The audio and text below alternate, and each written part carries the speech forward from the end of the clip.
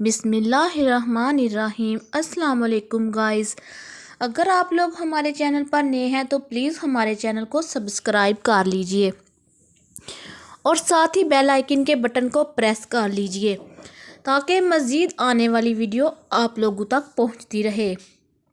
آج کا بیان دجال کا فتنہ اور ظہور کے بارے میں ہے۔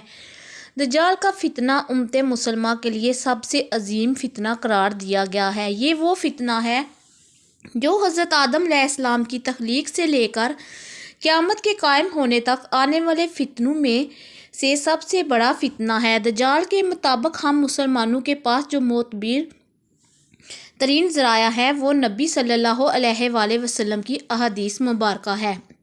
دجال کی سواری۔ احادیث کی کتابوں میں صحابہ کرام رضوان اللہ نے اجمعین سے دجال کی مخصوص سواری کے مطابق روایت کی گئی ہے، جس کا مجموعہ یہ ہے کہ دجال ایک چمکدار گدھے پر سوار ہو کر نکلے گا جس کے دونوں کانوں کا درمیانی فاصلہ 40 ہاتھوں کے برابر ہوگا۔ دجال اس گدھے پر سوار ہو کر سمندر میں اس طرح داخل ہوگا جیسے گھوڑ سوار اپنے گھوڑے پر سوار ہو کر ایک قدم ندی میں داخل ہو جاتا ہے۔ دجال کا ظہور۔ یہ وہ وقت ہوگا جب لوگوں کی ایمانی حالت بہت کمزور ہو چکی ہوگی۔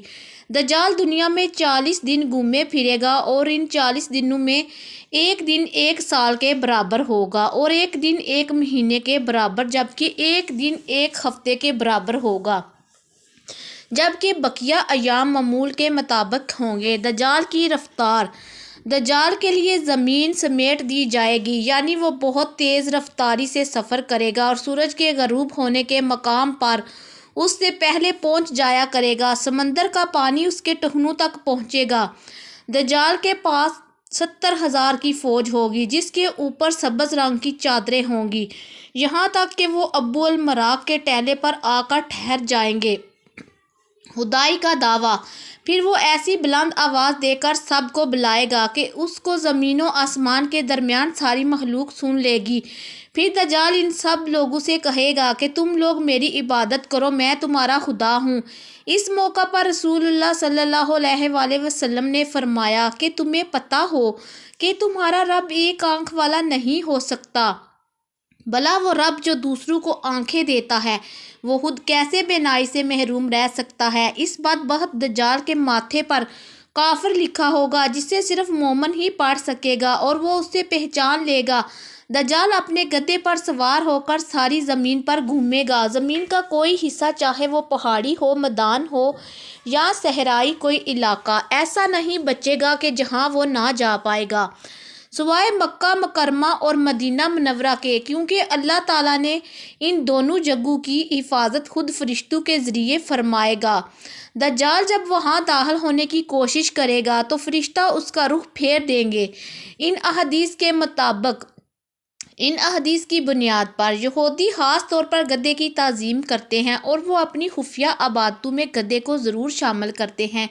بعض لوگوں کا یہ دعویٰ ہے کہ عبادت کے دن خفیہ طور پر یہودی ایک گدھے کو اٹھا کر بیت المقدس میں لے جاتے ہیں، جہاں مختلف رسم و رواج کے مطابق اس گدھے کو سجایا جاتا ہے۔